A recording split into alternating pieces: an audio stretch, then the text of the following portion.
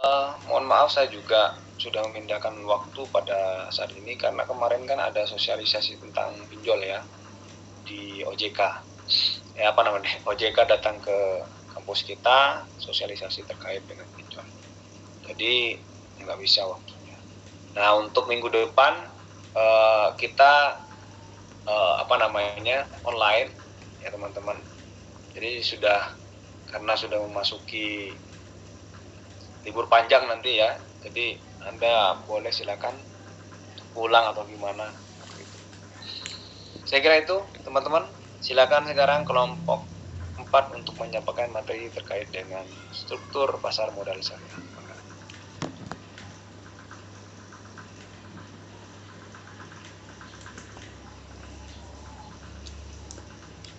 Cek, apakah terdengar suaranya teman-teman?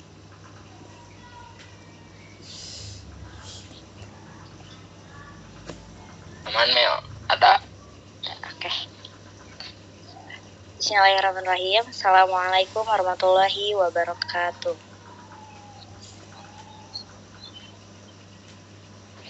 Baik, selamat pagi Bapak dosen. Ya, selamat pagi Bapak dosen yang kami hormati dan teman-teman juga yang sudah berjuang ya melawan pagi ini. Alhamdulillah semuanya pada semangat dan juga pada sehat ya. Teman-teman, di hari puasa yang keberapa ya sekarang ya? Ada yang ingat teman-teman? Semoga selalu 17. Muhammadiyah atau pemerintah nih? Muhammadiyah atau pemerintah nih ya? Nih kalau Muhammadiyah emang berapa, Arif? Ya tambah 1 lah. Iya. Kemarin nih malam nuzul Quran untuk yang pemerintah ya. Jadi kita harus meningkatkan keimanan kita ya di bulan Ramadan ini gitu teman-teman. Baik, alhamdulillah nih kita dapat berkumpul juga nih di dalam ruang meet ini yang pada kesempatan kali ini kita dari kelompok 4 tadi sudah disebutkan anggotanya dapat memberikan kesempatan gitu untuk menyampaikan materi yang sebenarnya kita juga masih belajar ya teman-teman. Begitu. Baik, marilah kita mulai presentasi pada kali ini dengan membacakan basmalah bersama-sama. Bismillahirrahmanirrahim. Baik teman-teman, untuk mempersingkat waktu, marilah kita mulai untuk presentasi pertama yang akan disampaikan oleh saudara kita Abdillah Al-Fashi. Kepadanya kami persilahkan. Ya, terima kasih kepada Teh Amel. Ternyata saya baru tahu Anda saudara saya ya Teh. Nah, ini sekarang saya akan membahas tentang struktur pasar modal syariah itu. Yang harus kita pahami dulu teman-teman, yakni di sini tentang pasar modal syariahnya yang tentunya teman-teman juga pasti sudah tahu ya. Pasar modal itu simpelnya merupakan sistem keuangan yang terorganisasi yang melibatkan penawaran umum, perdagangan efek dan lainnya gitu. Yang membedakan dengan pasar modal syariah yakni seperti biasa dengan prinsip-prinsip syariah yang di dalamnya termasuk saham syariah, suku, reksadana syariah, dan juga produk keuangan lainnya gitu, yang dimana di dalamnya terbebas dari riba, perjudian, dan segala macam. Nah tentunya segala sesuatu jika tidak diorganisir tidak akan berjalan gitu. Maka dari itu dengan ini adanya struktur pasar modal syariah gitu, yang tadi sudah disampaikan oleh Bapak juga di awal gitu, yang dimana pasar modal syariah ini sebenarnya kurang lebih strukturnya sama pasar modal yang konvensional gitu ya. Dari Menke, kemudian OJK, kemudian ke bawahnya ada yang lainnya gitu. Nah, yang akan saya bahas di sini adalah OJK, di mana fungsi OJK ini sebagai lembaga pengawas gitu teman-teman. Otoritas Jasa Keuangan adalah lembaga negara yang dibentuk berdasarkan Undang-Undang 21 tahun 2011 yang berfungsi menyelenggarakan sistem pengaturan dan pengawasan yang berintegrasi terhadap keseluruhan kegiatan dalam sektor jasa keuangan, baik di sektor perbankan, baik pasar modal, sektor jasa keuangan non-bank seperti asuransi, dana pensiun, lembaga pembiayaan, dan lembaga jasa keuangan lainnya. Nah, kalau diibaratkan di pemerintahan tuh, OJK tuh kayak KPK gitu teman-teman. Jadi nggak terikat oleh siapapun. Walaupun pada kenyataannya sekarang KPK bisa diintervensi gitu ya. Nah, fungsi OJK ini adalah mengawasi berjalannya pasar modal syariah gitu, sehingga harus tetap sesuai dengan prinsip-prinsip syariahnya, tidak melenceng gitu. Mungkin segitu dulu yang bisa saya sampaikan. Saya kembalikan kepada Teh Amel sebagai moderator. Terima kasih Teh Amel. Wah, lengkap sekali Kang Abil. Ih, mantap. Pagi-pagi udah semangat dan menyampaikan materinya yang full banget ya. Ih, mantap banget nih. Oke, boleh di next Kang Hamam. Tadi kita udah menjelaskan tentang pengertian OJK dan struktur dari pasar modal syariah itu sendiri. Selanjutnya ini kita akan menyampaikan tentang apa ya? Belum ke next Kang. Gak kelihatan. Loading. Kalau siap. Iya, delay. Oke. Tuh, jadi teman-teman di struktur pasar modal ini tentu ya kita udah mengenal tadi ada OJK, kemudian di bawah OJK ini ada, nanti deh ya biar penasaran gitu ya. Soalnya nanti kita juga akan membahas tentang bursa efek gitu. Ini udah disinggung dikit-dikit. Jadi teman-teman pastinya sebenarnya udah pada paham mungkin ya, karena kita mah kelompok 4 yang pahamnya sedikit-sedikit gitu. Tapi mungkin dari teman-teman yang lain ada yang lebih paham, nanti boleh menambahkan ya teman-teman. Kita sama-sama belajar. Begitu. Selanjutnya itu kita ada materi tentang apa ya? Sebentar, kita lihat. Tentang bursa efek nih. Di teman-teman sekalian slide-nya udah berpindah belum? Atau emang masih loading? Belum ya? Oke. Santai. Hamamnya panik lihat Bill. Tenang aja Mam, tenang. Ya loading ya teman-teman, gak apa-apa, kita sambil berjalan. Jadi tadi tuh ada Otoritas Jasa Keuangan, yang mana ini tuh lembaga negara yang dibentuk berdasarkan undang-undang tuh, udah dibentuk berdasarkan undang-undang. Berarti fungsinya tuh apa sih? Untuk menyelenggarakan sistem pengaturan. Wah, hilang.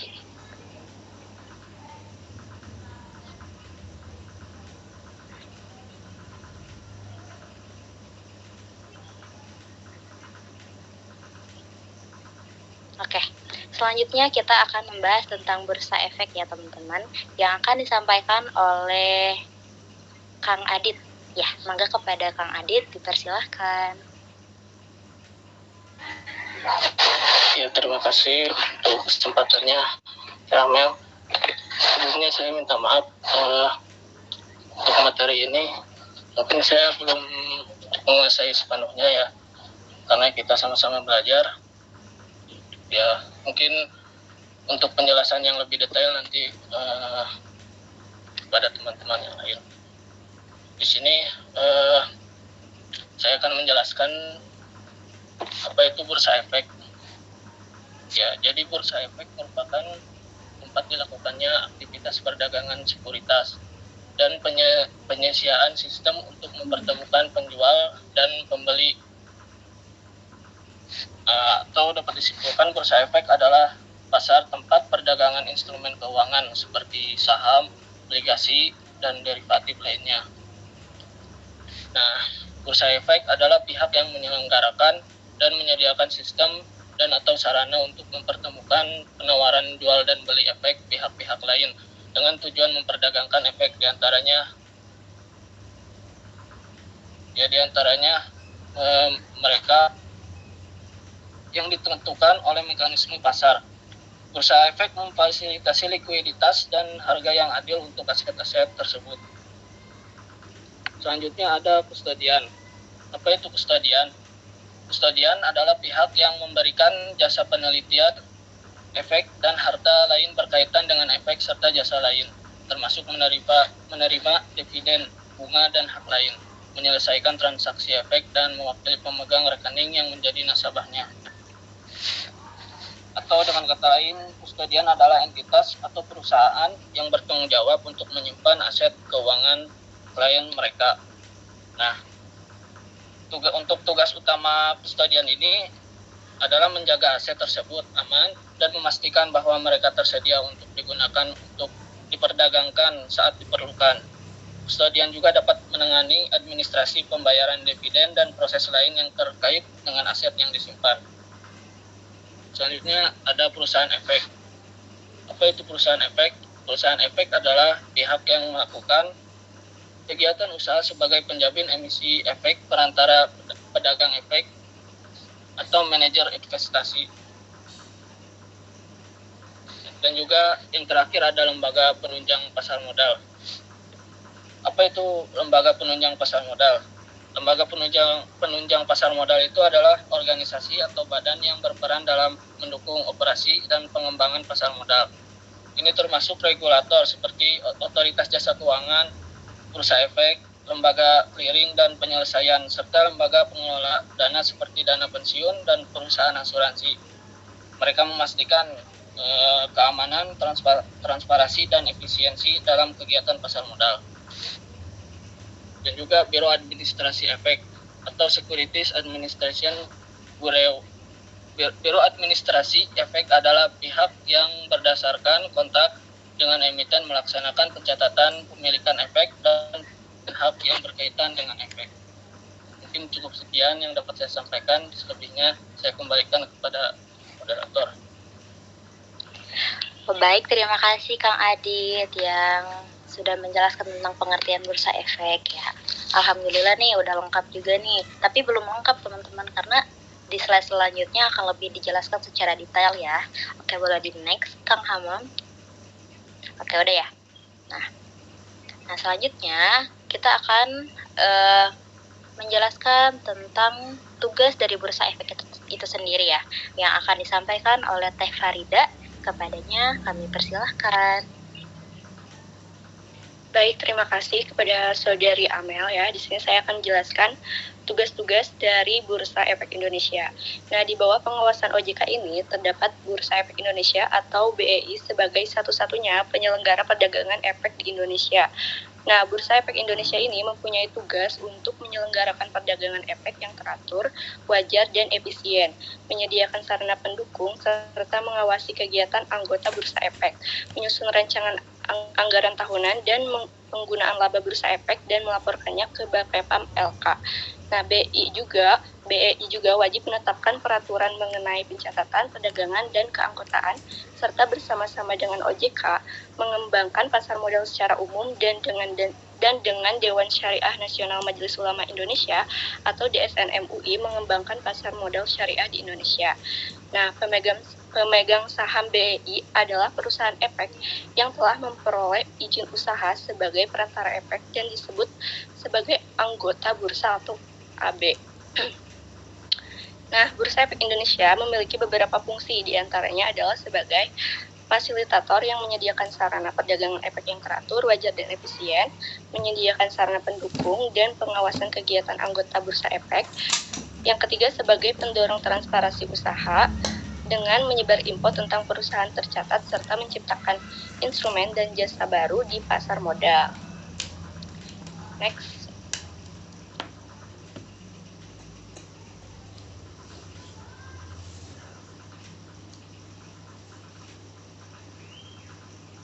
Nah, bersama dengan BEI sebagai regulator pasar modal, terdapat lembaga clearing atau penjaminan atau LKP, yaitu PT Clearing Penjaminan Efek Indonesia atau KPEI. Lembaga ini didirikan pada tahun 1996 dan mengemban tugas sebagai sebuah lembaga clearing dan penjaminan atau LKP, maupun bisa juga disebut sebagai Central Counterparty. Nah, fungsi yang dimiliki oleh KPEI ini berlaku pada pasar modal di Indonesia. Nah, mengacu pada Undang-Undang Nomor 8 Tahun 1995, pasar modal menjelaskan jika pemerintah Republik Indonesia menetapkan clearing penjaminan efek Indonesia sebagai bagian dari SRO atau self-regulatory organization pada pasar modal di Indonesia. Nah, kehadiran dari KPEI sendiri pada sektor pasar modal di Indonesia memiliki tujuan untuk LKP yang melangsungkan aktivitas clearing serta fungsi penjaminan pada penyelesaian transaksi pada bursa. Nah, aktivitas clearing yang dimaksud adalah yang melalui suatu proses penentuan kewajiban dan hak terhadap transaksi bursa pada seluruh anggota clearing atau AK. Nah, tugas dari KPI yaitu menyediakan fasilitas yang cukup untuk terlaksananya penjamin dan penyelesaian transaksi kontrak berjangka, kontrak derivatif syariah, kontrak derivatif lainnya, dan transaksi fisik komoditi sebagaimana dimaksud dalam pasal 15. Selanjutnya, menerima pendaftaran dan menjamin penyelesaian setiap transaksi kontrak derivatif selain kontrak berjangka dan kontrak derivatif syariah dari penyelenggara dan pialang peserta sistem perdagangan alternatif dan menyusun peraturan dan tata tertib lembaga clearing berjangka. Nah, fungsi KPI sendiri yaitu pertama, manajemen risiko kerugian trading, penyeimbangan transaksi dalam pasar, mengelola kebutuhan margin para anggota, memfasilitasi pengiriman dana secara teratur, memfasilitasi penutupan secara tertib melalui mekanisme lelang atau kewajiban kontraktual pihak yang one prestasi. Yang terakhir, khusus untuk penyelesaian secara serah terima fisik lembaga clearing, juga memiliki fungsi inovasi, yaitu menjamin sepenuhnya hak kewajiban dari pembeli atau penjual komoditi. Mungkin itu saja yang bisa saya sampaikan. Saya kembalikan kepada Muda. Baik, terima kasih Teh Farida. Wah, udah lengkap banget ya. Tadi udah menjelaskan tentang bursa efek, tugasnya juga. Kemudian tadi siapa aja tuh pemegang saham dari BEI. Kemudian tadi dijelaskan juga tentang clearing dan penjamin emisi Indonesia. Nah, selanjutnya ini akan lebih lengkap lagi nih teman-teman. Boleh di next, Kang? Loading. Siap. Selanjutnya ini kita akan menjelaskan, kalau nggak salah ya, tentang tugas dari KPEI itu sendiri, kemudian sama fungsinya kalau nggak salah ya teman-teman. Kita tunggu ya sambil kita nge-review sebentar. Tadi dari Teh Farida udah jelasin nih bahwasannya clearing dan penjamin emisi Indonesia ini tuh didirikannya di tahun 1996 tuh teman-teman. Udah pada lahir belum tahun segitu? Kayaknya belum ya. Gitu. Jadi di sini tuh clearing ini tuh menjadi salah satu organisasi nirlaba yang tidak membayar dividen kepada pemegang sahamnya gitu. Hasil keuntungan dari kegiatan operasional dari KPEI ini tuh dikembalikan untuk operasional dan pengembangan infrastruktur untuk pasar modal itu sendiri. Begitu ya Teh Farida kurang lebih. Nah, kemudian selanjutnya itu kita akan membahas tentang clearing dan penjamin emisi Indonesia. Kayaknya mah ini tentang tugasnya ya dan fungsinya. Di teman-teman udah kelihatan belum slide-nya? Di aku masih loading.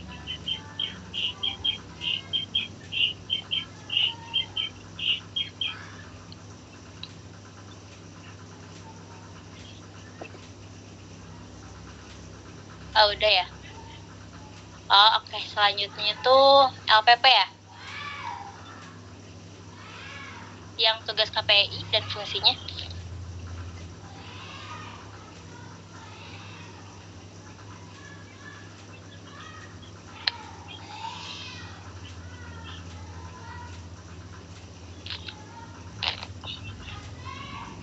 Oke.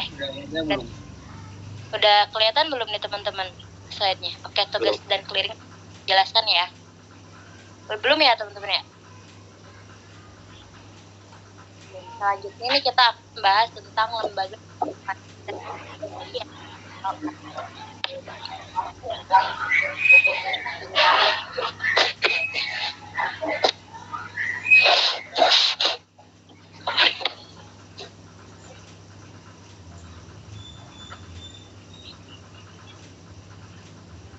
Nah, ini sudah dijelaskan ya Teh Farida ya?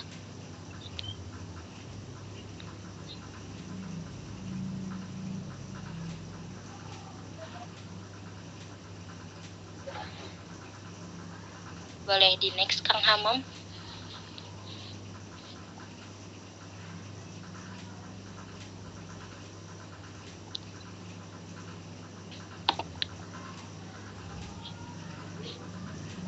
Oke.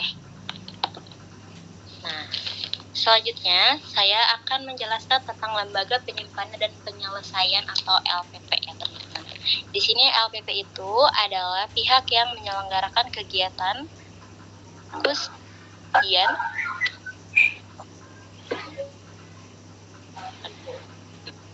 Nah, di sini kegiatan kustodian sentral bagi bank kustodian perusahaan efek pihak lain. Saat ini PT Kustodian Sentral Efek Indonesia atau KSEI, jadi KSEI itu yang tadi ya, merupakan pihak yang telah mendapatkan izin sebagai LPP, lembaga penyimpanan dan penyelesaian untuk menjalankan fungsi dari penyimpanan dan penyelesaian efek di pasar modal Indonesia. Kustodian adalah pihak yang memberikan jasa terhadap penitipan sekuritas atau hak berkaitan dengan sekuritas. Di samping memberikan jasa penitipan sekuritas, kustodian juga bertugas untuk menerima dividen, bunga, dan haknya, menyelesaikan transaksi, dan ia juga sebagai wakil dari pemilik rekening yang menjadi ketentuan kustodian terdiri dari pertama itu ada perusahaan efek, tadi udah dijelaskan ya teman-teman, kemudian ada bank umum yang telah memperoleh persetujuan dari OJK, dan lembaga penyimpanan dan penyelesaian berdasarkan peraturan pemerintah nomor 45 tahun 1995. Oke, boleh di next.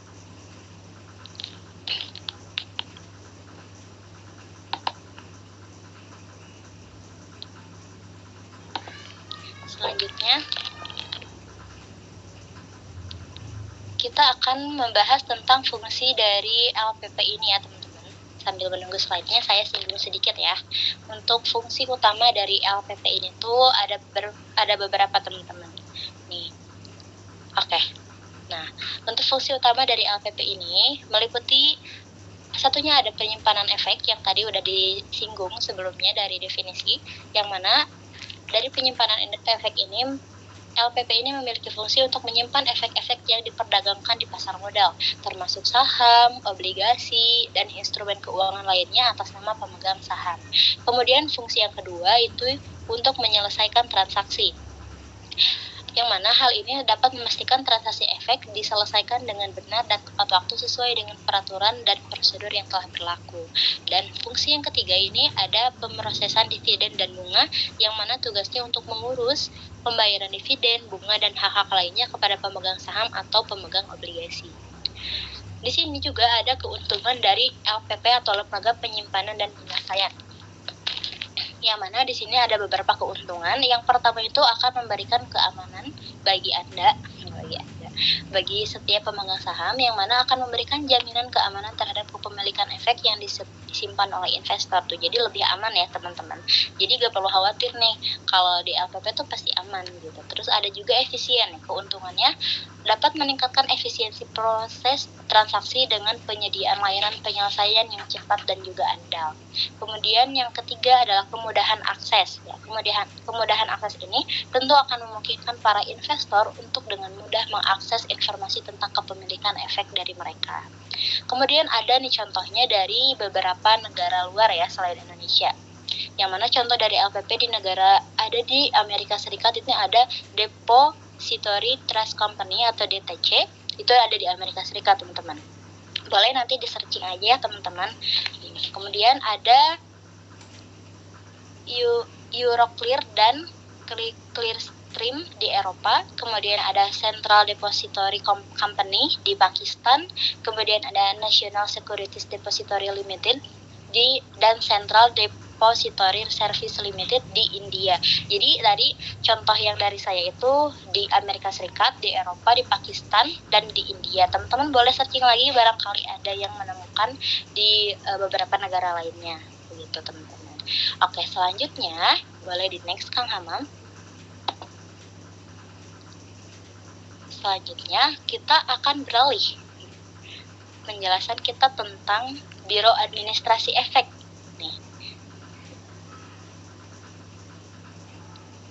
masih loading ya teman-teman. Jadi tadi di antara contoh-contoh itu teman-teman bisa searching juga, bisa sambil browsing-browsing tentang kok contohnya di negara luar sih kok nggak ada di Indonesia misalnya. Boleh di searching aja, nanti saya akan memberikan contoh-contoh juga di Indonesia gitu.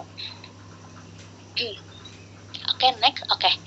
Nah, selanjutnya ada Biro Administrasi Efek yang akan disampaikan oleh Kang Hamam. Kepadanya kami persilahkan.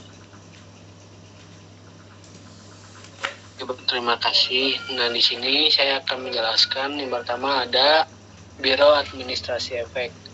Nah, jadi Biro Administrasi Efek adalah sebuah lembaga atau agen yang bertanggung jawab atas administrasi dan pemrosesan data yang berkaitan dengan kepemilikan efek. Peran utama Biro Administrasi Efek adalah memfasilitasi komunikasi antara perusahaan yang menerbitkan efek dan pemegang efek. Nah, jadi Biro Administrasi Efek ini juga diawasi oleh OJK. Nah, selain itu,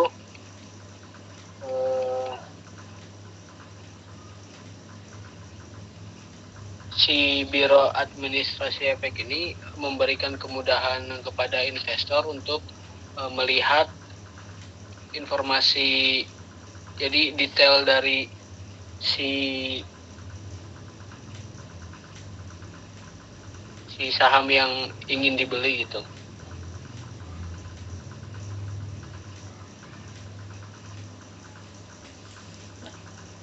Lalu selanjutnya ada fungsi Biro Administrasi Efek.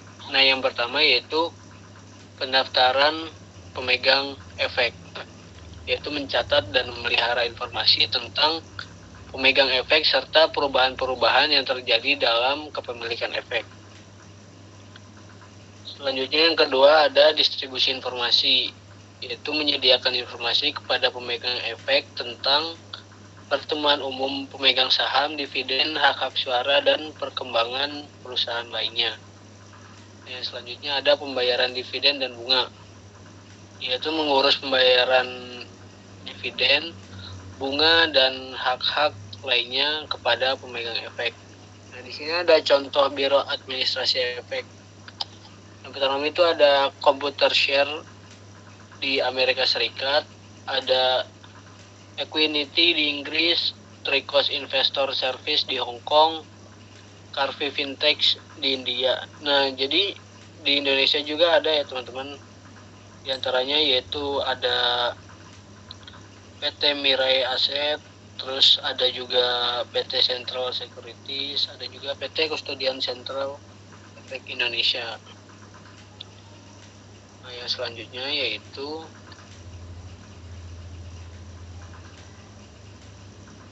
jadi di pembahasan selanjutnya ada wali amanat dan penjamin emisi efek. Nah, ini masih loading ya teman-teman.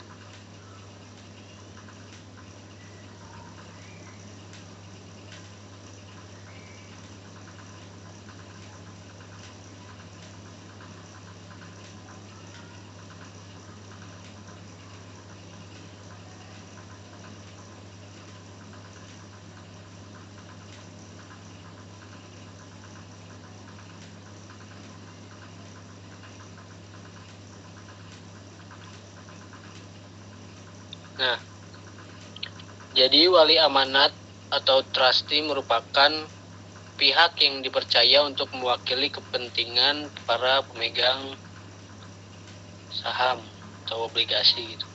Jadi peranan wali amanat diperlukan pada saat penerbitan obligasi atau sukuk dan bertindak sebagai wali amanat bagi investor.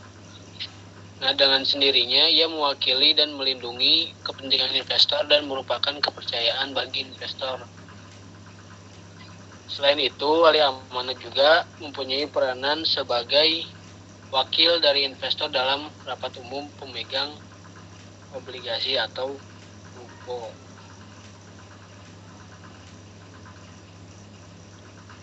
Nah, jadi si trustee ini tuh jika bisa ada investor yang pemula, nah bisa pakai trust ini biar pembeliannya tepat sasaran gitu, jadi tidak asal beli saham. ke obligasi. Nah, yang selanjutnya itu ada penjamin emisi efek atau underwriter. Adalah pihak yang membuat kontrak dengan emiten untuk melakukan penawaran umum bagi kepentingan emiten dengan atau tanpa kewajiban untuk membeli sisa efek yang tidak terjual. Jadi underwriter adalah pihak yang bertugas untuk menjual efek. Underwriter akan mengambil resiko untuk menjual efek dengan mendapatkan fee dan komisi dari perusahaan yang dijamin. Persetujuan antara perusahaan penerbit efek dengan penjamin emisi efek dibuat dalam perjanjian yang disepakati bersama kedua belah pihak. Dengan demikian, penjamin mempunyai tanggung jawab untuk menjual secara menyeluruh. Nah, jadi perbedaan antara trustee dan underwriter ini, trustee kan mengawasi penerbitan obligasi dan melindungi kepentingan pemegang obligasi. Jadi yang megang obligasi itu diwakili oleh dia. Sedangkan underwriter ini mitra emiten yang membeli dan mendistribusikan obligasi kepada investor dan menanggung risiko penjualan. Mungkin segitu yang dapat saya sampaikan. Kurang lebihnya mohon maaf, saya kembalikan kepada moderator.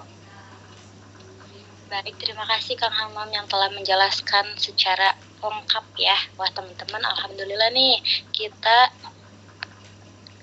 sudah mengetahui ya tadi tentang pengertian dari Otoritas Jasa Keuangan, kemudian dari Bursa Efek, kemudian ada juga dari KPEI, ada LPP, barusan disinggung tentang Biro Administrasi Efek, dan terakhir ada Wali Amanat dan Penjamin Emisi Efek. Oke teman-teman, tadi saya sempat memberikan contoh yang dari luar Indonesia ya. Nah, saya akan memberikan contoh LPP yang ada di Indonesia. Ini tuh ada RRI dan TPRI. Nah, ini tuh merupakan salah satu contoh LPP yang berskala nasional. Nih, RRI dan TVRI ini tuh awalnya tuh lembaga yang didirikan terpisah dari pemerintahan pusat. Nah, kemudian dimasukkan dalam lingkungan Departemen Penerangan atau Depen yang masing-masing itu pada tahun 1946 dan 1975 gitu teman-teman. Jadi di Indonesia juga ada kok LPP ya, contohnya RRI dan TVRI tersebut. Begitu teman-teman. Oke, selanjutnya adalah sesi tanya jawab. Bagi teman-teman yang ingin bertanya, dipersilahkan. 3 orang pertama mungkin ya. Mangga, siapa aja?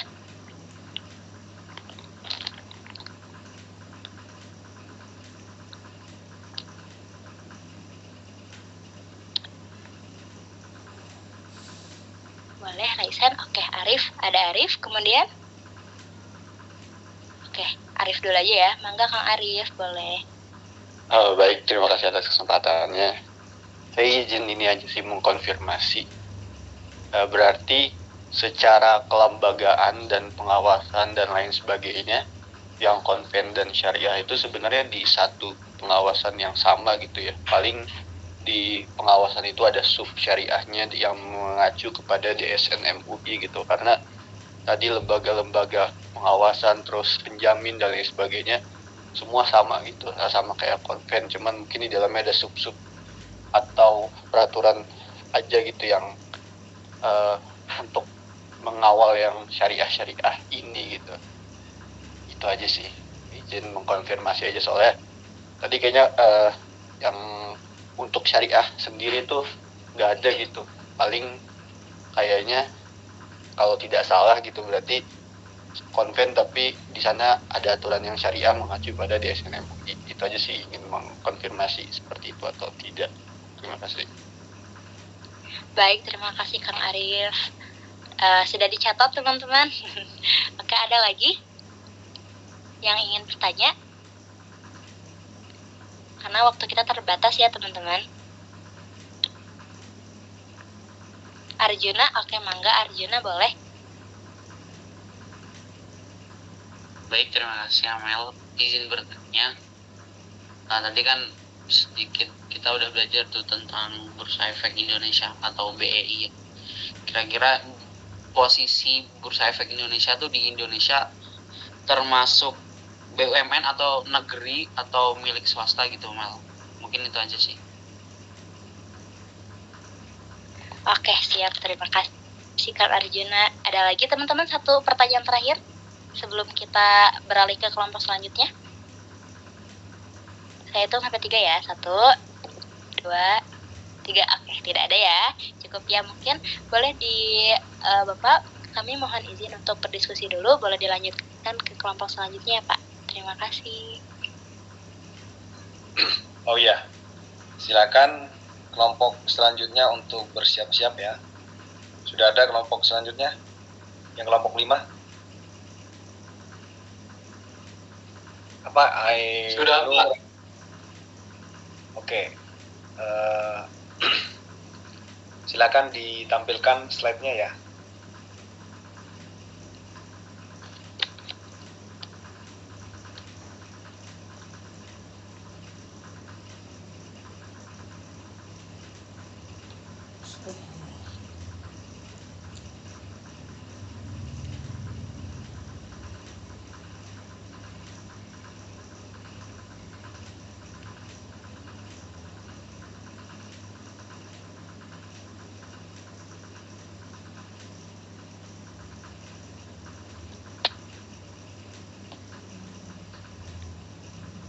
Baik teman-teman ya, barusan ada Arif, kemudian ada Arjuna yang bertanya terkait dengan struktur modal syariah. Yang pertama itu Arif bertanya terkait dengan kelembagaan yang ada di di otoritas jasa keuangan, di struktur pasar modal syariah itu sendiri. Apakah di sana itu memang syariah itu merupakan sub yang ada di dalam lembaga-lembaga tersebut atau bagaimana? Karena kan dilihat dari tadi itu kita tidak melihat ada lembaga-lembaga yang memang concern, misalnya kayak LPP Syariah atau KSEI Syariah atau kalau nggak Bursa Efek ya, Indonesia Syariah, nggak ada kan sebenarnya. Sebenarnya letak syariah di lembaga-lembaga tersebut itu di mana? Kemudian ini pertanyaan yang menarik ya, ini konfirmasi yang menarik. Kemudian yang kedua, ini Arjuna juga sama. Arjuna ini mempertanyakan, ini posisi sebenarnya Bursa Efek Indonesia itu adalah swasta atau negeri sebenarnya. Nah, ini kan bisa sama teman-teman kelompok 4 untuk menjelaskan tersebut nanti setelah kelompok 5 menyampaikan materi terkait dengan emiten dan perusahaan publik syariah. Ya, jadi otoritas jasa keuangan itu, kemudian Bursa Efek Indonesia, kemudian Biro Administrasi Efek dan KSSI, kemudian BPP itu merupakan struktur pasar modal syariah dan kita harus paham itu. Karena kalau misalnya tidak paham itu, nanti kita juga akan tidak paham bagaimana cara investasi. Ada yang paham terkait dengan investasi, namun belum tentu paham secara teori lembaga-lembaga tersebut. Baik, untuk selanjutnya ini kelompok 5, tolong mana nama-namanya ditampilkan.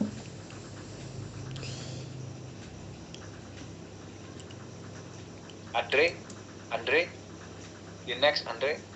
Iya Pak.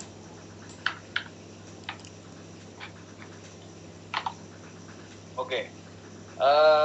Ini ada 4 orang yang akan menjadi presenter pada kali ini. Presenter terkait dengan emiten dan perusahaan publik ya. Emiten dan perusahaan publik syariah.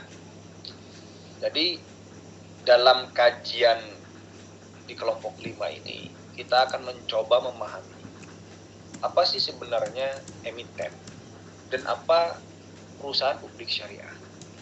Ada emiten syariah, ada perusahaan publik syariah.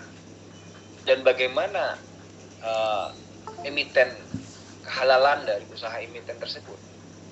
Nah, itu juga akan bakalan dibahas. Dan kehalalan mekanisme transaksi produk pasar modal syariah. Ada emiten syariah aktif, ada emiten syariah pasif. Nah, ini akan dibahas secara tuntas oleh Ai Nurenda. Ada orangnya? Hadir, Pak. Mana? Hadir. Mana kok nggak on kamera? Silakan Ai on kamera dari awal sampai akhir ya, jangan ditutup kamera ya. Kemudian Andre. Hadir, Pak. Oke. Kemudian Arif Rahmatullah. Hadir, Pak. Oke. Mana Arif? Hadir, Pak. Ya, on kamera Arif. Arif apa Arif nih? Arif. Arif, Pak. Oke. Dan terakhir adalah Fahmi Ugit Syaban. Mana? Hadir, Pak. Mana? Ini. Ya, on. Ya. Baik. Saya kasih kesempatan buat Anda untuk mempresentasikan emiten dan perusahaan publik syariah, di mana materi ini penting karena ini berkenaan dengan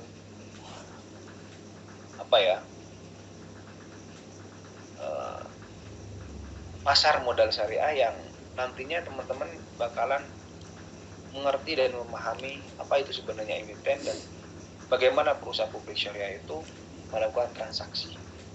Mangga kelompok 5 untuk menjelaskan materi terkait dengan emiten dan perusahaan publik syariah. Silakan.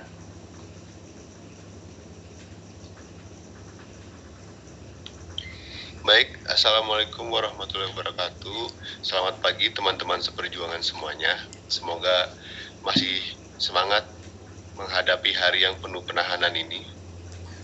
Dan yang saya hormati kepada Bapak dosen Muhammad Sandi Marta. Perkenalkan, kami dari kelompok 5. Kami ditugaskan untuk mempresentasikan materi yang berjudul Etimen dan Perusahaan Publik Syariah.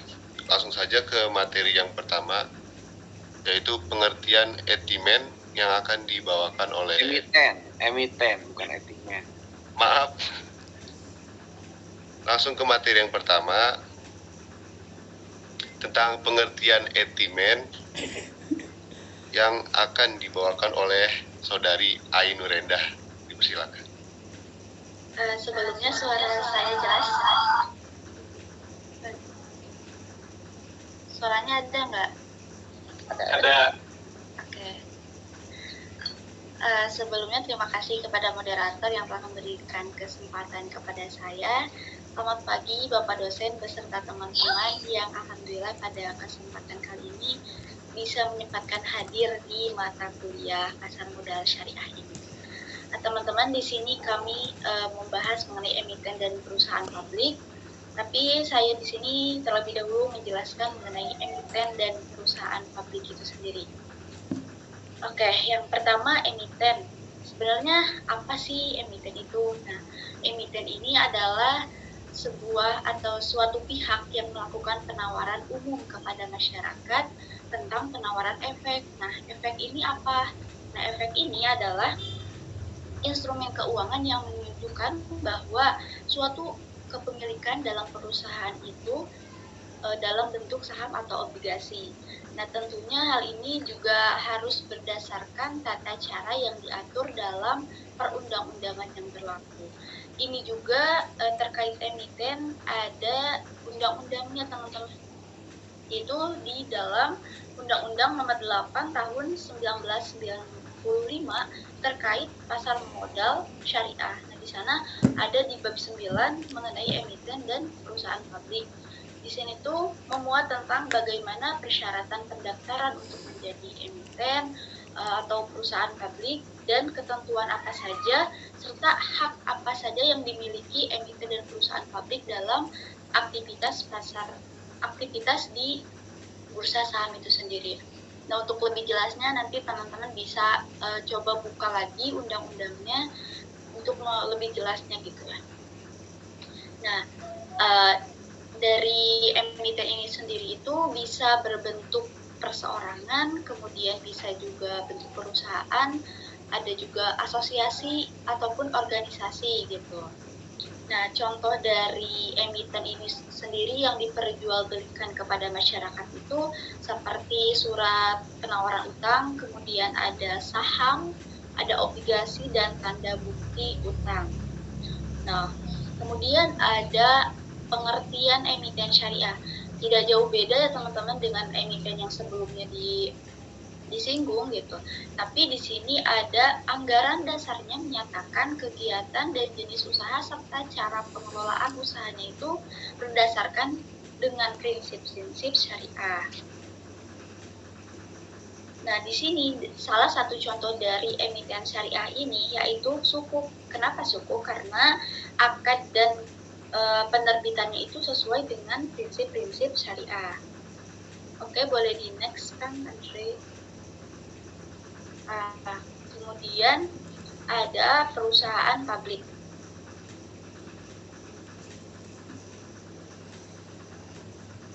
Nah, perusahaan publik ini adalah perseroan terbatas seperti yang dimaksud dalam pasal 1 angka 1 Ketentuan Umum Undang-Undang Nomor 40 Tahun 2007 mengenai PT atau perseroan terbatas. Nah, ini tuh mempunyai kriteria sahamnya itu harus memiliki sekurang-kurangnya itu 300 pemegang saham dan sekurang-kurangnya itu modalnya itu 3 miliar rupiah ya teman-teman. Nah, ini tuh suatu jumlah pemegang saham dan modal yang disetor itu ditetapkan dengan peraturan pemerintah. Oke, boleh di next.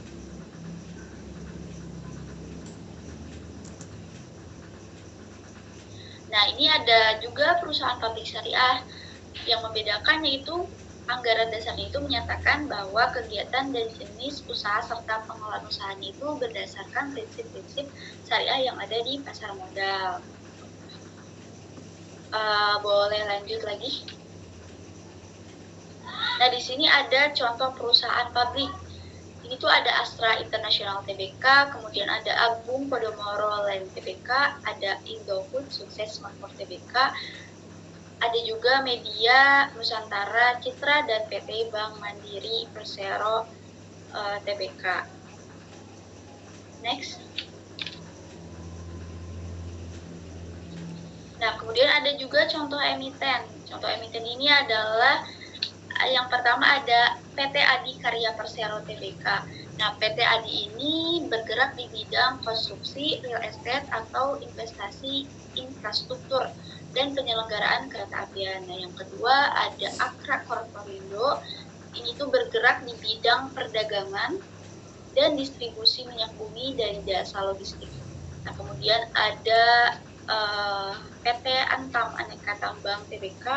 Ini tuh bergerak di bidang penambangan ya tentunya, kemudian pengolahan, sewa, serta pemasaran dari komoditas biji nikel, emas, perak, dan batu bara.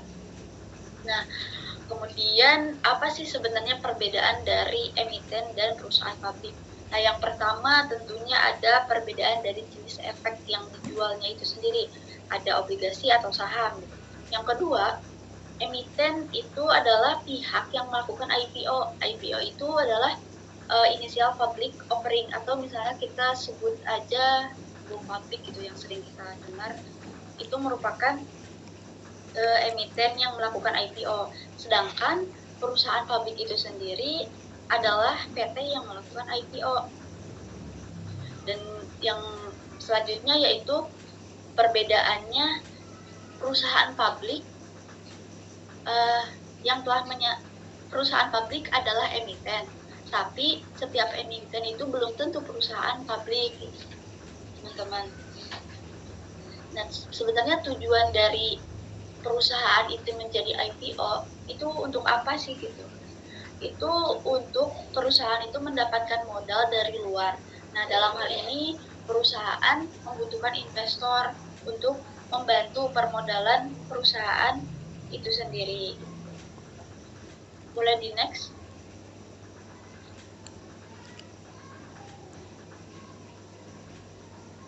Nah, ada kehalalan usaha emiten. Yang pertama ada ruang lingkup dan kriteria keuangan. Nah, ruang lingkup di sini yaitu ruang lingkup kegiatan usaha emiten dalam DES. DES ini adalah daftar efek syariah.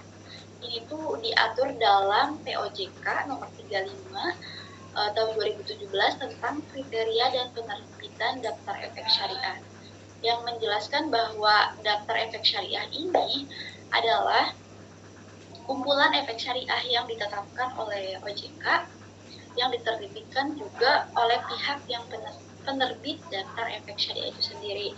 Nah, tentunya ruang lingkup dari kehalalan usaha emiten ini terhindar dari hal-hal yang memang bertentangan dengan prinsip-prinsip syariah. Contohnya seperti perjudian, kemudian maisir, boron, dan hal-hal yang memang haram gitu, baik dalam zatnya maupun di luar zatnya gitu. Kemudian ada kriteria keuangan kehalalan usaha emiten. Yang pertama, daftar efek syariah ini harus memenuhi rasio keuangan yang ditetapkan oleh DESI itu.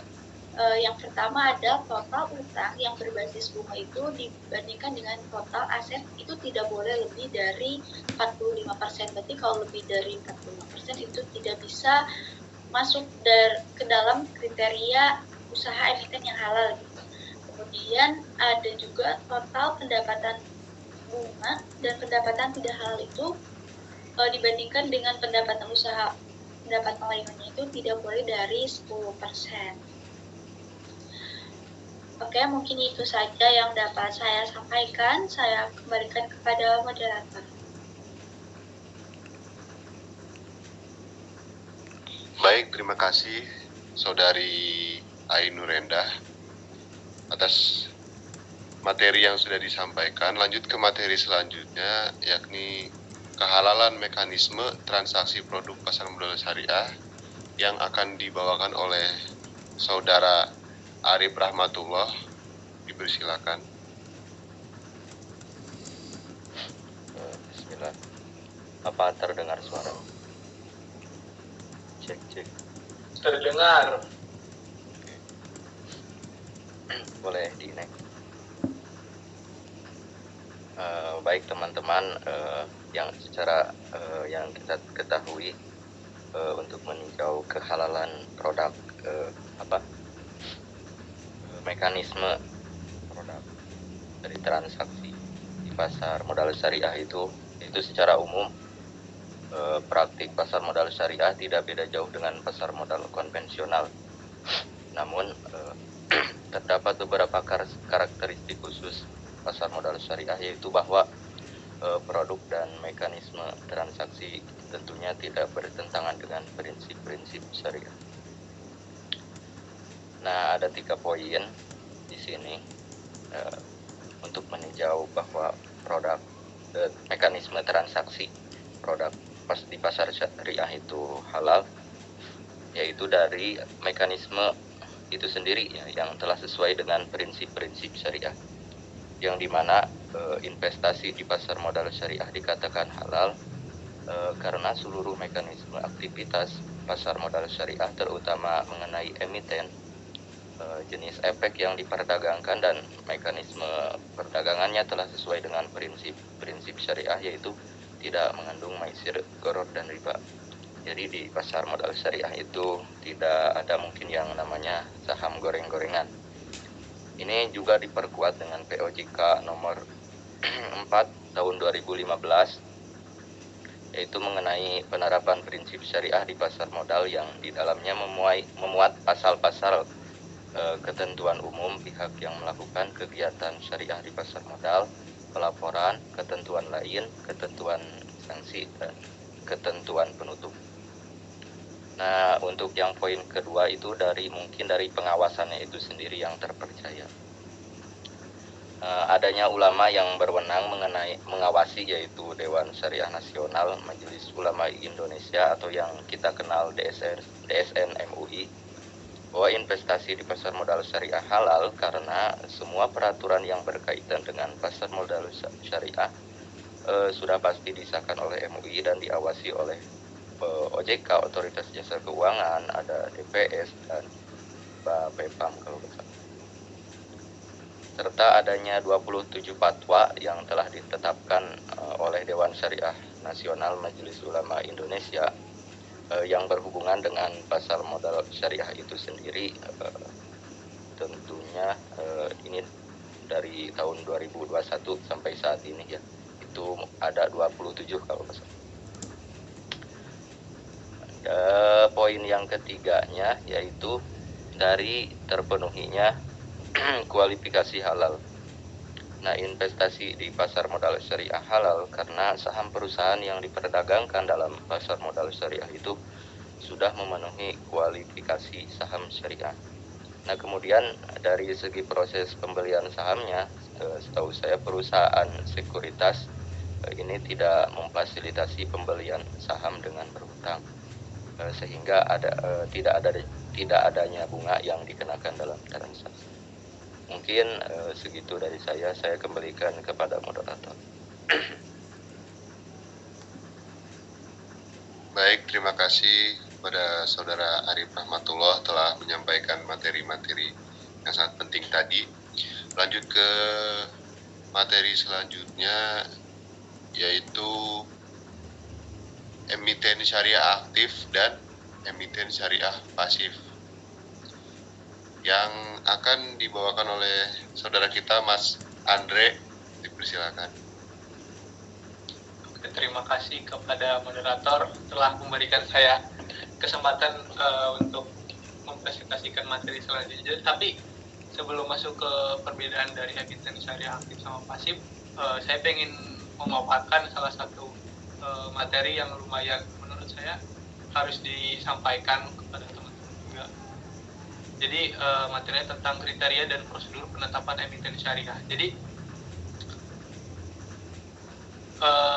emiten syariah itu sebuah emiten itu tuh gimana sih biar jadi emiten syariah. Nah, di sini saya akan memaparkan mengenai kriterianya dan secara singkat pengen menjelaskan mengenai prosedurnya tuh bagaimana. Nah, tapi sebelum masuk ke situ lagi, saya pengen review lagi sih buat teman-teman, siapa tahu lupa tadi soal dari gambaran umum dari judul atau presentasi yang kami paparkan mengenai perbedaan utama dari emiten dan perusahaan publik itu sendiri. Nah, perbedaan utamanya tadi sudah dijelaskan. Saya ingin menggarisbawahi bahwa emiten itu adalah entitas yang menerbitkan sekuritas kepada publik. Sementara perusahaan publik itu merujuk pada perusahaan yang sahamnya diperdagangkan secara publik di pasar saham. Nah, tadi juga sudah dijelaskan oleh THI bahwasanya emiten itu dapat berupa perusahaan publik atau swasta. Tetapi perusahaan publik itu selalu merupakan emiten, teman-teman.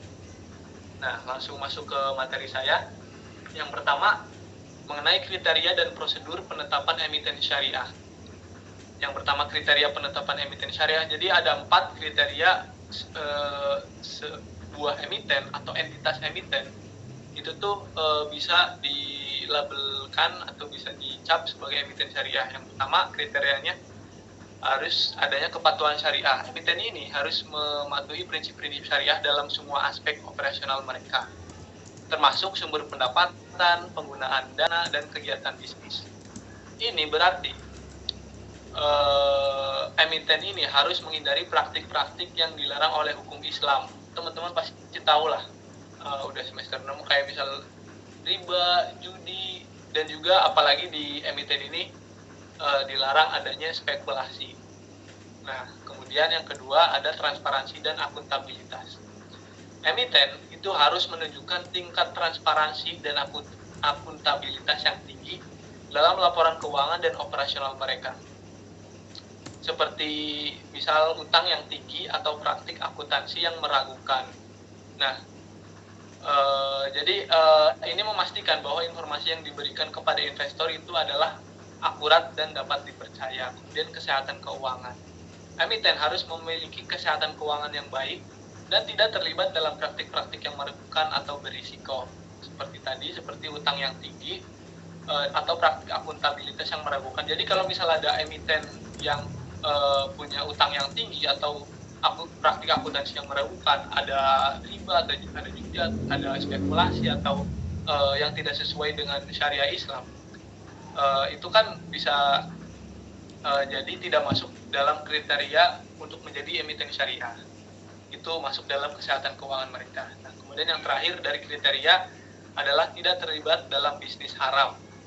Emiten harus menjauhi bisnis-bisnis yang diharamkan menurut hukum Islam, seperti alkohol, tembakau, perjudian, dan produk-produk yang tidak sesuai dengan prinsip-prinsip syariah. Jadi, kalau teman-teman tahu yang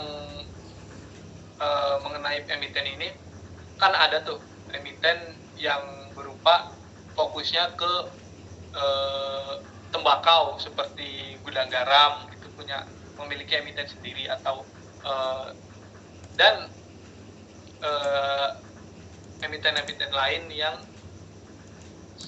yang punya jenis yang sama dalam tembakau itu. Nah, ini tuh tidak masuk dalam kriteria penetapan emiten syariah. Kenapa? Karena tidak sesuai dengan hukum Islam, yaitu tembakau itu sendiri. Nah, kemudian gimana sih cara biar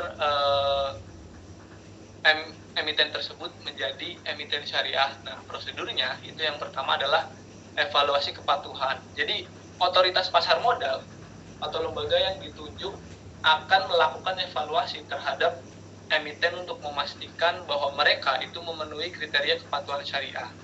Ini melibatkan pemeriksaan terhadap laporan keuangan, kegiatan bisnis, dan praktik operasional emiten. Kemudian yang kedua, adanya sertifikasi. Jadi, jika si emiten itu memenuhi semua kriteria yang tadi saya jelaskan, mereka akan disertifikasi sebagai emiten syariah oleh otoritas yang berwenang. Sertifikasi ini menunjukkan kepada investor bahwa emiten tersebut itu mematuhi prinsip-prinsip syariah dalam operasional mereka. Kemudian yang ketiga, yang terakhir, prosedurnya adalah pemeliharaan kepatuhan. Setelah disertifikasi sebagai emiten syariah, emiten syariah tersebut harus terus memelihara tingkat kepatuhan mereka terhadap prinsip-prinsip syariah. Jadi ini melibatkan pemantauan terus-menerus terhadap kegiatan operasional mereka dan keuangan mereka, serta penyesuaian jika diperlukan.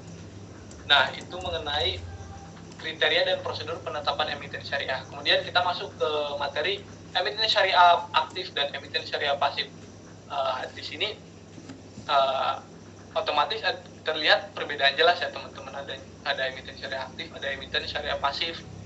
Nah, yang pertama saya ingin membahas dulu mengenai emiten syariah aktif itu sendiri. Nah, yang pertama mengenai pengertian dari emiten syariah aktif. Emiten syariah aktif adalah perusahaan yang secara proaktif berusaha untuk mematuhi prinsip-prinsip syariah dalam seluruh aspek operasional mereka. Mereka tidak hanya memenuhi kriteria untuk diakui sebagai emiten syariah seperti tadi, tetapi juga berperan aktif dalam mengembangkan dan memperluas pasar modal syariah. Maksud dari mengembangkan dan memperluas pasar modal syariah yaitu emiten ini dapat menciptakan produk-produk baru yang sesuai dengan hukum Islam.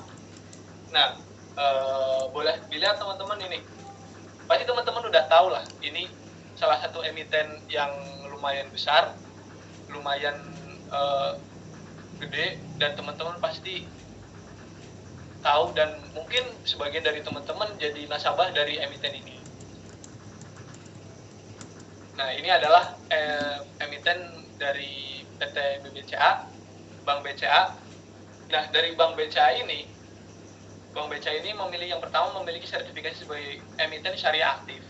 Kenapa bisa disebut sebagai emiten syariah aktif? Bank BCA ini kan memiliki berbagai produk dan layanan keuangan, khususnya syariah, seperti tabungan syariah, pembiayaan syariah, dan investasi syariah. Bank BCA ini juga aktif dalam mengembangkan pasar modal syariah, teman-teman. Terlibat dalam penerbitan obligasi syariah dan sukuk. Jadi selain itu juga Bank BCA ini memberikan kontribusi sosial melalui program-program CSR. CSR ini sendiri adalah Corporate Social Responsibility. Nah, yang sesuai dengan nilai-nilai syariah, seperti pengembangan pendidikan dan kesehatan masyarakat. Nah, karena Bank BCA ini jadi emiten syariah aktif, secara langsung maupun tidak langsung, si Bank BCA ini telah membantu memperkuat pasar modal syariah di Indonesia, teman-teman. Nah, kemudian kita masuk ke karakteristik syariah yang aktif. Jadi ada 4. Yang pertama, kepatuhan syariah yang aktif. Jadi emiten syariah aktif itu berkomitmen untuk mematuhi prinsip-prinsip syariah dalam setiap aspek bisnis mereka. Mulai dari sumber daya manusia hingga pengelolaan keuangan itu harus mematuhi syariah Islam seperti itu. Kemudian yang kedua, inovasi dan pengembangan produk syariah. Jadi mereka, si emiten syariah itu aktif dalam mengembangkan produk-produk uang syariah baru yang sesuai dengan hukum Islam. Seperti contoh tadi yang saya berikan mengenai Bank BCA, itu Bank BCA kan menerbitkan obligasi syariah, saham syariah, serta instrumen investasi lainnya. Nah, ini Bank BCA ini tergolong dalam emiten syariah aktif dalam karakteristik yang nomor 2 ini. Kemudian yang ketiga, pemberdayaan masyarakat. Emiten syariah itu seringkali memiliki program-program pemberdayaan masyarakat yang sesuai dengan nilai-nilai syariah seperti zakat, infak, dan sedekah, serta program-program kegiatan sosial dan lingkungan berkelanjutan seperti CSR. Kayak contoh tadi teman-teman mengenai Bank BCA. Kemudian yang terakhir, transparansi dan akuntabilitas. Balik lagi, transparansi dan akuntabilitas ini krusial lah teman-teman. Mereka atau si emiten syariah ini menempatkan pentingnya transparansi dan akuntabilitas dalam pengelolaan perusahaan mereka sebagai bagian dari tanggung jawab sosial dan etis mereka. Gitu. Kemudian mengenai peran emiten syariah aktif dalam pasar modal, yang pertama itu mendorong pertumbuhan pasar modal syariah. Sudah jelas karena ini adalah emiten syariah aktif dengan mengembangkan produk-produk keuangan syariah baru dan inovatif. Emiten syariah aktif membantu dalam memperluas dan mengembangkan pasar modal syariah. Kemudian yang kedua, menjadi teladan dalam kepatuhan syariah. Jadi si emiten syariah aktif ini menjadi teladan bagi perusahaan-perusahaan lain dalam menjalankan bisnis mereka sesuai dengan prinsip-prinsip syariah. Sehingga si emiten syariah ini meningkatkan citra pasar modal syariah secara keseluruhan. Kemudian yang terakhir, memperkuat kredibilitas pasar. Keterlibatan dan komitmen dari pasar modal dari emiten syariah aktif dalam mematuhi prinsip-prinsip syariah membantu meningkatkan kepercayaan investor terhadap pasar modal syariah, yang pada gilirannya itu dapat meningkatkan likuiditas dan pertumbuhan pasar. Kayak tadi sudah dijelaskan oleh Kang Harif ya teman-teman, bahwa emiten syariah itu terhindar dari praktek perjudian, praktek maisir, dan pom-pom seperti itu teman-teman. Jadi dari situ itu emiten syariah itu dapat memperkuat kredibilitas pasar dari pasar modal syariah itu sendiri. Kemudian yang terakhir dari emiten syariah aktif yaitu tantangan yang dihadapi oleh emiten syariah aktif. Jadi selain itu juga ada tantangan yang harus dihadapi oleh emiten syariah aktif teman-teman. Yang pertama, penerapan prinsip-prinsip syariah yang komprehensif. Sudah jelas pasti emiten syariah aktif ini secara komprehensif dalam seluruh operasional perusahaan itu menjadi tantangan terutama dalam lingkup keuangan dan investasi. Jadi harus tetap menjaga bahwa si emiten ini tetap patuh terhadap syariah seperti itu. Kemudian yang kedua, inovasi produk. Karena ini adalah emiten syariah aktif, harus bisa mengembangkan dirinya. Otomatis pengembangan produk-produk keuangan syariah yang inovatif dan sesuai dengan prinsip-prinsip syariah itu kadang-kadang memerlukan riset dan investasi yang besar atau biaya yang besar. Itu salah satu tantangannya. Kemudian tantangan yang terakhir yaitu kepatuhan regulasi. Kepatuhan regulasi ini maksudnya adalah memastikan bahwa semua kegiatan operasional dan keuangan perusahaan sesuai dengan prinsip-prinsip dan peraturan regulasi pasar modal syariah. Itu teman-teman mengenai emiten syariah aktif. Kemudian yang kedua, emiten syariah pasif. Nah, emiten syariah pasif ini tentu jelas berbeda dengan emiten syariah pasif aktif. Nah, dari pengertiannya sendiri yaitu emiten syariah pasif adalah perusahaan yang mematuhi prinsip-prinsip dalam operasional mereka, namun secara tidak aktif mereka dalam mengembangkan produk-produk keuangan syariah atau dalam memperluas pasar modal syariah. Di garis bawahi teman-teman di sini mengenai tidak aktif. Nah, maksudnya adalah emiten syariah pasif ini tidak secara aktif dalam pengembangan produk keuangan syariah. Tetapi walaupun begitu teman-teman, mereka tetap memenuhi persyaratan untuk menjadi perusahaan publik syariah dan tunduk pada pengawasan otoritas pasar modal syariah. Gitu teman-teman. Nah, saya ingin ngasih teman-teman lagi mengenai contoh dari emiten syariah pasif. yaitu ini dia teman-teman, ada PT Telkom Indonesia. Nah, PT Telkom Indonesia ini merupakan salah satu perusahaan telekomunikasi terbesar di Indonesia yang telah mendapatkan sertifikasi sebagai emiten syariah pasif.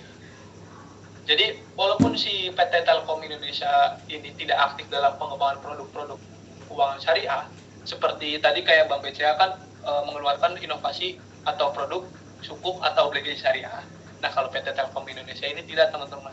Tapi dapat digarisbawahi bahwa fokus utama dari PT Telkom Indonesia ini itu pada pengembangan bisnis digital mereka dan peningkatan infrastruktur telekomunikasi di Indonesia dari mereka gitu, teman-teman. Jadi kalau teman-teman ini pengguna kartu Telkomsel atau WiFi IndiHome, karena itu adalah salah satu hal yang krusial di masa sekarang ya, teman-teman. Jadi PT Telkom Indonesia itu fokus buat teman-teman biar bisa internetan, biar bisa ikut kuliah hari ini dengan lancar gitu, teman-teman.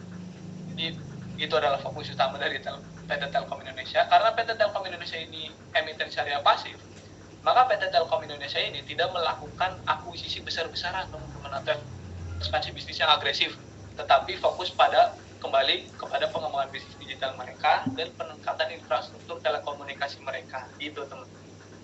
Kemudian dari karakteristik syariah yang pasif, yang pertama, seperti tadi, kepatuhan syariah yang pasif. Jadi emiten syariah mematuhi prinsip syariah dalam operasional mereka, sudah jelas, lanjut saja. Kemudian yang kedua, tidak terlibat dalam pengembangan produk mereka. Para emiten syariah pasif ini itu cenderung tidak aktif dalam mengembangkan produk-produk keuangan syariah yang baru atau mengambil peran dalam memperluas pasar modal syariah. Kemudian yang ketiga, karakteristik ciri-cirinya yaitu fokus pada bisnis inti. Kayak tadi PT Telkom Indonesia fokus pada bisnis inti mereka daripada melakukan ekspansi dalam produk-produk keuangan syariah itu sendiri, teman-teman, gitu. Lanjut, mengenai peran emiten syariah pasif dalam pasar modal syariah. Jadi walaupun secara tidak langsung punya impact terhadap pasar modal syariah, tetapi ternyata ada juga loh peran-peran dari emiten syariah pasif ini sendiri. Yang pertama, menjaga stabilitas dan kepatuhan. Jadi kehadiran emiten syariah pasif itu tuh secara tidak langsung membantu menjaga stabilitas pasar modal syariah dan memastikan bahwa ada loh pilihan investasi yang mematuhi prinsip-prinsip syariah bagi investor gitu. Jadi kemudian yang kedua, menyediakan alternatif investasi. Meskipun tidak aktif dalam mengembangkan produk-produk keuangan syariah yang baru, emiten syariah ini masih menyediakan alternatif investasi syariah bagi investor yang ingin berinvestasi dengan prinsip-prinsip syariah itu. Kemudian sudah jelas pasti ada tantangannya ya, teman-teman. Yang pertama itu keterbatasan inovasi. Karena tidak terlibat secara aktif dalam pengembangan produk-produk keuangan syariah baru, itu dapat menjadi hambatan bagi para emiten syariah pasif karena tidak selalu relevan karena menjadi daya saing di pasar modal syariah yang terus berkembang, teman-teman. Jadi karena tidak mengembangkan inovasi atau produk baru, otomatis dibanding dengan emiten yang lain yang mengembangkan dan secara masif dan secara ekspansinya besar-besaran, si emiten syariah pasif ini memiliki hambatan dalam persaingan mereka di pasar modal syariah itu sendiri. Kemudian yang kedua, ada adanya risiko ketergantungan. Jadi bergantung pada produk-produk keuangan yang sudah ada tanpa upaya untuk diversifikasi dapat meningkatkan risiko ketergantungan pada produk-produk yang mungkin tidak selalu relevan dengan kebutuhan pasar yang berkembang. Itu juga sebuah tantangan. Tapi soal PT Telkom Indonesia ini karena masih relevan sampai sekarang dan mungkin bertahun-tahun ke depan, mungkin risiko ketergantungan ini tidak menjadi hambatan atau tantangan dari PT Telkom Indonesia itu sendiri. Nah, jadi ini dia rangkuman dari perbedaan dari emiten syariah aktif, emiten syariah pasif yang saya sudah jelaskan sebelumnya, teman-teman. Jadi terlibat secara proaktif dalam pengembangan produk keuangan syariah yang baru, sedangkan emiten syariah pasif tidak secara aktif mengembangkan produk-produk syariah yang terbaru. Kemudian ya seperti tadi, ini bisa teman-teman baca perbedaannya yang sudah saya jelaskan sebelumnya. Jadi inti dari perbedaan ini, emiten syariah aktif itu bisa dapat disimpulkan bahwa emiten syariah aktif ini jauh lebih agresif dibanding dengan pasif. Jadi kalau teman-teman itu manajer investasi, itu akan memperoleh informasi terbaru dari klien itu agar tetap up to date pada berita yang baru-baru aja terjadi dalam emiten syariah aktif. Jadi jika teman-teman manajer investasi pasti akan selalu mencari berita-berita terbaru yang update, yang terkini mengenai emiten syariah aktif itu sendiri. Nah, sementara pada emiten syariah pasif, manajer investasinya itu bisa dibilang main cantik, teman-teman. Maksudnya gimana? Itu artinya pembelian itu dilakukan dengan segenap pertimbangan. Jadi bukan pas harga sahamnya turun terus langsung hajar beli, enggak juga. Itu dalam emiten syariah pasif mungkin tidak seperti itu juga. Tetapi mereka, para manajer investasi itu akan lebih dulu menganalisa kemungkinan pergerakan harga saham dalam beberapa tahun ke depan. Jadi tinggal menyiapkan, jika udah menganalisa itu tinggal menyiapkan uang lalu bayar gitu. Mungkin sekian materi yang bisa saya paparkan. Terima kasih sudah mendengarkan semuanya. Mohon maaf apabila ada kekurangan, saya kembalikan kepada moderator. Baik, terima kasih Mas Andre sudah menyampaikan tentang emiten syariah aktif dan emiten syariah pasif. Dan terima kasih juga kepada pemateri sebelumnya yang telah menjelaskan tentang emiten dan perusahaan publik syariah. Untuk kesimpulannya yaitu emiten merupakan pihak yang melakukan penawaran yang berupa penawaran efek kepada masyarakat, yang mana sesuai dengan tata cara yang diatur dalam peraturan undang-undangan yang berlaku. Dan emiten syariah merupakan emiten yang mengungkapkan tata cara pengelolaannya berdasarkan prinsip-prinsip syariah di pasar modal. Dan emiten syariah itu sendiri dibagi menjadi dua, ada emiten syariah aktif dan emiten syariah pasif. Dan untuk pengertian perusahaan publik, yaitu jenis perusahaan terbatas yang sahamnya telah dimiliki sekurang-kurangnya oleh 300 pemegang saham dan memiliki modal yang disetor sekurang-kurangnya 3 miliar rupiah. Baik, sekian dari kami kelompok 5. Lanjut ke sesi berikutnya, yaitu tanya jawab. Silakan kepada teman-teman yang ingin bertanya. Silakan. Silakan teman-teman yang bertanya.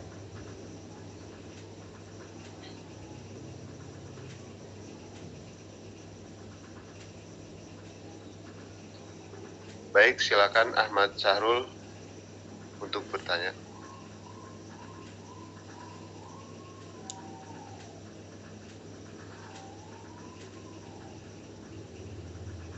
Bismillahirrahmanirrahim. Langsung aja ya ke pertanyaan. Jadi kan tadi teman-teman ngebahas tentang emiten syariah aktif dan pasif gitu ya. Terus kalau minggu lalu kan kita juga sedikit singgung ya. Jadi di bursa itu ada namanya JII, Jakarta Islamic Index itu 30. Jadi isi emiten yang memang serba syariah gitu. Pertanyaan saya gitu ya, ketika saham itu dikategorikan dalam JII gitu ya, apakah itu tuh hanya termaksud emiten yang syariah aktif aja atau kalkulasi dari emiten syariah aktif dan pasif? Mungkin itu aja.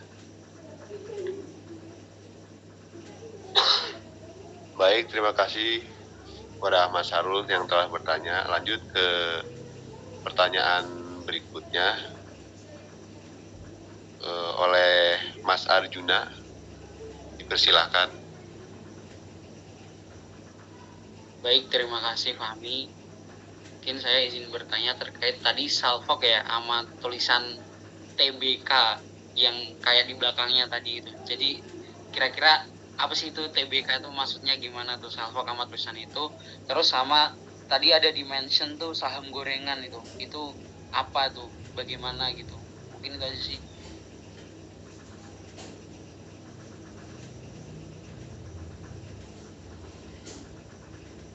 Baik, terima kasih Mas Arjuna. Lanjut ke pertanyaan berikutnya, yaitu dari Mas Arif. Dipersilakan.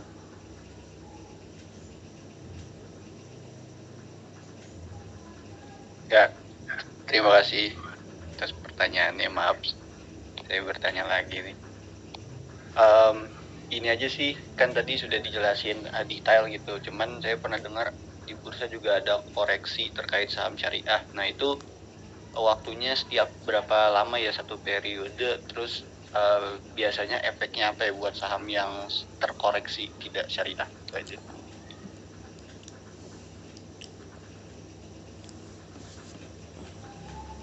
Oke, terima kasih kepada Mas Arif yang telah bertanya.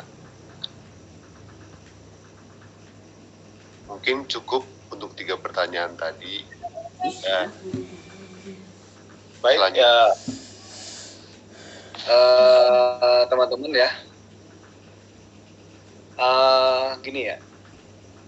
Ini seperti halnya presentasi ini sampai jam 8.40 ya. Ini sudah masuk jam 8.40. Sebenarnya saya pingin terus nih menemani Anda ini. Cuma saat ini saya jam 8.40 lagi masuk lagi saya ini. Online lagi. Jadi silakan ya. Siapa namanya? Bayat. Mana Bayat? Iya Pak. Oke. Bayat, tolong laporkan ke saya. Ini terus aja lanjut aja diskusinya. Ya. Saya izin live dan teman-teman silakan diskusi ya. Nanti nama-nama yang kelompok kemarin dan sekarang ada ke kelas nggak? Ada Pak. Oh, ada di kampus atau di mana? Di kampus. Sekarang lagi di rumah. Oh iya, jam berapa ke kampusnya? Masuk jam 9:30. Oke, nanti kalau jam 9:30 nanti yang kelompok 2, 3, 4, 5 tolong PPT-nya di print dan nama-nama yang bertanya tolong ditulis di PPT-nya ya. Ya. Dan saya mohon maaf ini nggak bisa nemenin kali ini. Jadi saya izin live aja. Saya tutup dulu. Silakan lanjut lagi ya teman-teman ya. Karena saya masuk lagi sekarang, saya masuk di kelas manajemen sekarang. Baik teman-teman, silakan teman-teman lanjut diskusi. Nanti Bayat yang laporan ke saya terkait dengan jawaban teman-teman. Dan saya izin live. Sebelum saya live, mari kita tutup pertemuan ini dengan bacaan alhamdulillah.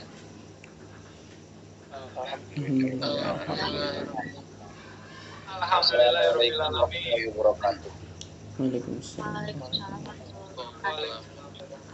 Silakan lanjutkan ya. Alhamdulillahirabbil alamin. Silakan lanjutkan Bayat ya.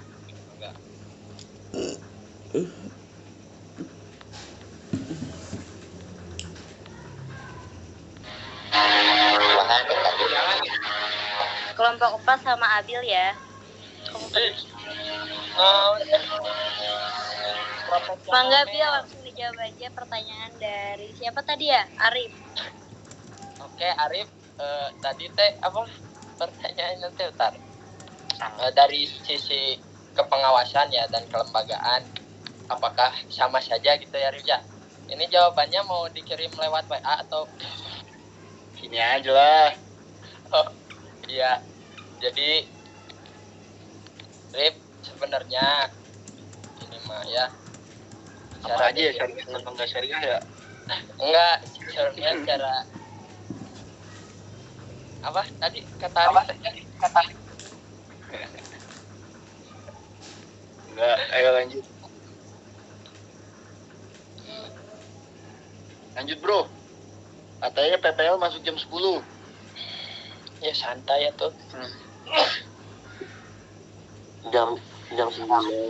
Sebenarnya secara definisi itu Rip pasar modal syariah teh apa bukan sistem yang terpisah gitu sama yang konvensional. Namun dari terdapat beberapa karakteristik khusus yang membedakan dari pasar modal syariah, yaitu bahwa produk dan mekanismenya tidak bertentangan dengan prinsip-prinsip syariah. Nah, mengenai kelembagaan atau kepengawasannya sama-sama juga diawasi sama OJK gitu. Cuman yang membedakan yang syariah itu OJK bekerja sama dengan DSN atau DPS, Dewan Pengawas Syariah atau Dewan Syariah Nasional untuk mengawasi pasar modal syariah ini sehingga tidak bertentangan dengan prinsip-prinsip dan mengembangkannya gitu, mengeluarkan fatwa-fatwa kayak gitu, Rip. Jadi yang membedakan cuma ada yang di syariah ini ada DPS gitu, atau ada DSN. Sedangkan yang di konven itu enggak. Kan tadi yang ditanya cuma kepengawasan sama kelembagaannya ya. Rip. Siap, Bos. Siap. Respect. Ya.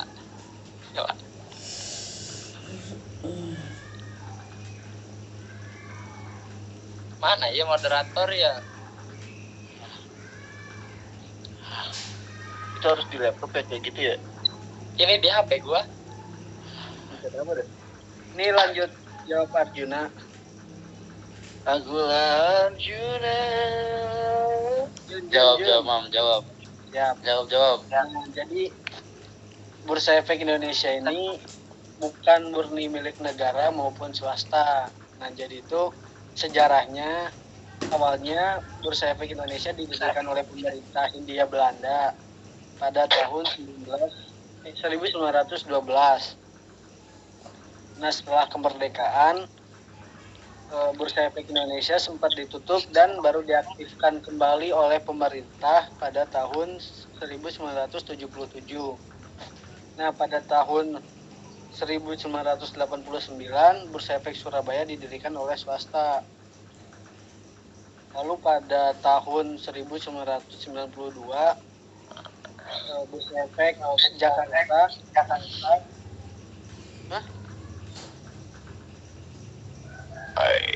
Jakarta diswastanisasi, jadi kayaknya dari pemerintah itu jadi swasta gitu.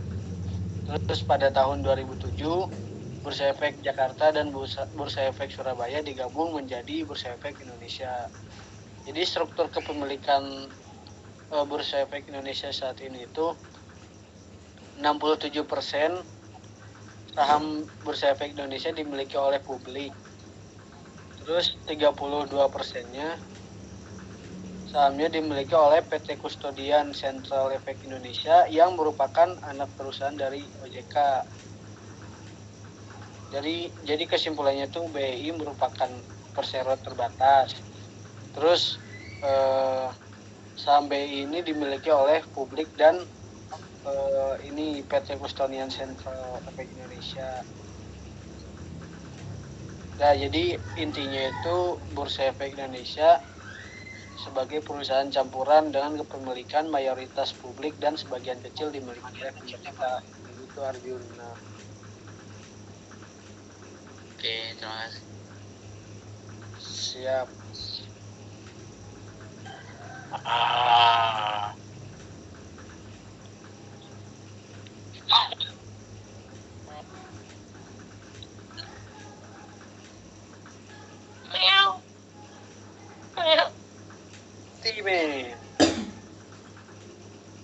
Timen. Pencet apa dah, Bill? Tutor, Bill. Itu ada di video lu, terus ada Syahrul mana Syahrul mana Syahrul lu ada efek, ada logo efek. Syahrul iPhone ya. Bobo. ini mau tak jawab nggak nih? Sok jawab. Jadi JI itu kan Jakarta Islamic Index. Di dalamnya itu emiten yang serba syariah tuh, ya nggak, Rul? Nah, jadi emiten yang masuk ke dalam JI ini tuh termasuk emiten syariah aktif dan pasif juga, Rul. Jadi nggak cuma emiten aktif doang, ada juga yang pasif. Itu tergantung pada aktivitas dan kepatuhan mereka. Itu contohnya kayak tadi lah, kayak ada Bank Mandiri itu kan dari aktif. Terus kalau dari emiten pasifnya itu ada dari Telkom yang tadi gue jelasin. Nah, itu dia. Terus Udah kan Dul? Aman? Aman ya. Lanjut ke pertanyaan kedua dari Arjuna. Sok, siapa yang mau jawab? Aku.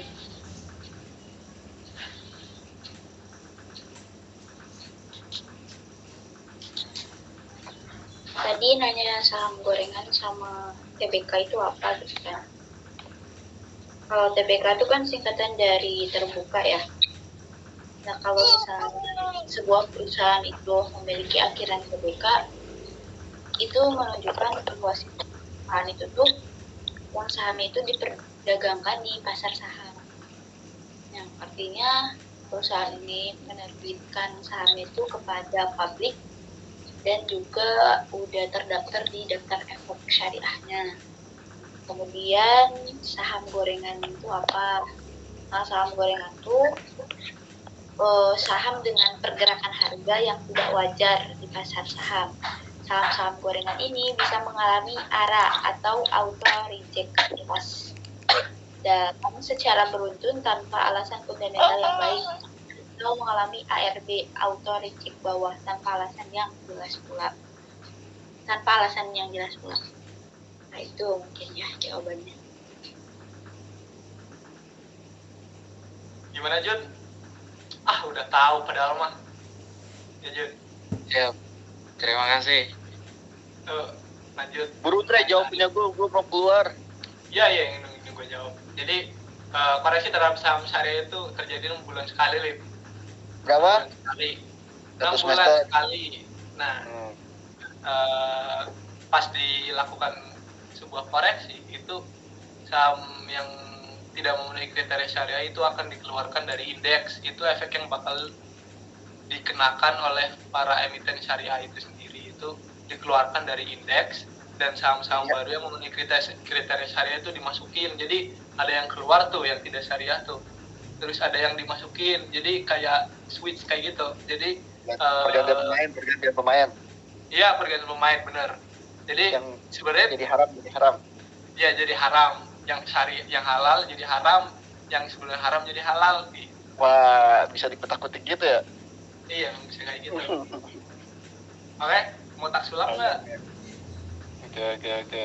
Yo, thank you.